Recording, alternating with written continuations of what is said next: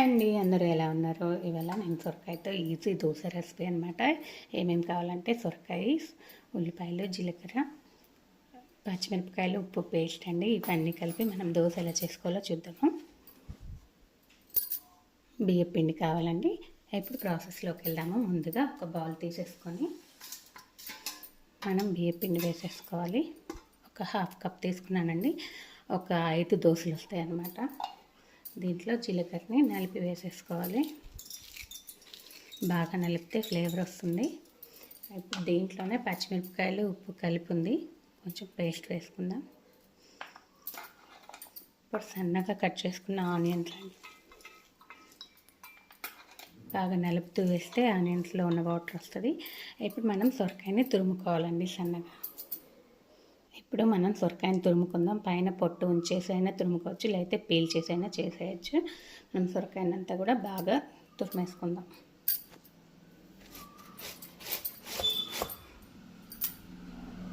ఇప్పుడు సొరకాయ అంతా తురుముకున్నాం కదా,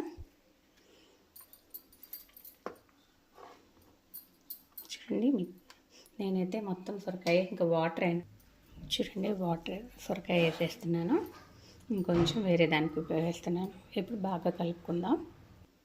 చూడండి, ఇప్పుడు బాగా కలుపుకుందాం. మనం కావాలంటే కొంచెం ఒక 2 మినిట్స్ అయితే దీంట్లో ఉన్న సొరకాయలో ఉన్న వాటర్ అంతా కూడా బయటకు వస్తుందన్నమాట. అప్పుడు మనం కొంచెం వాటర్ వేసుకోవచ్చు. ఇప్పుడు 10 నిమిషాలు అయిపోయింది. ఇంకా మనం వాటర్ వేసేసి కలుపుకుందామండి. పెద్దవాళ్ళు ఉంటే కనుక ఇలా చేస్తే ఈజీగా తినగలుగుతారు. లేకపోతే బియ్యపిండి రొట్టె, అక్కి రొట్టె, సొరకాయ తెపాల చెక్కలు, ఇలా చాలా పేర్లు ఉన్నాయండి. వీటికి ఒక్కొక్క సైడ్ ఒక్కొక్క విధంగా పిలుస్తారు.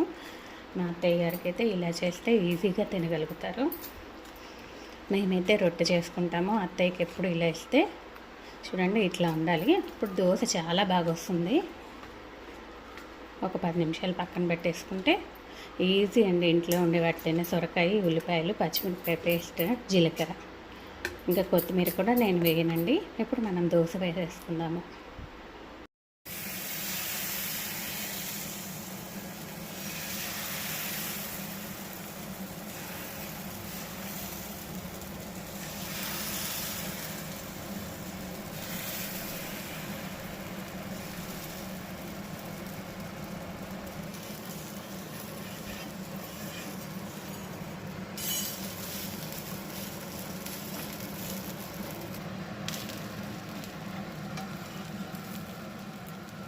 మీ వాళ్ళందరికీ అక్కి రొట్టి తినేవాళ్ళు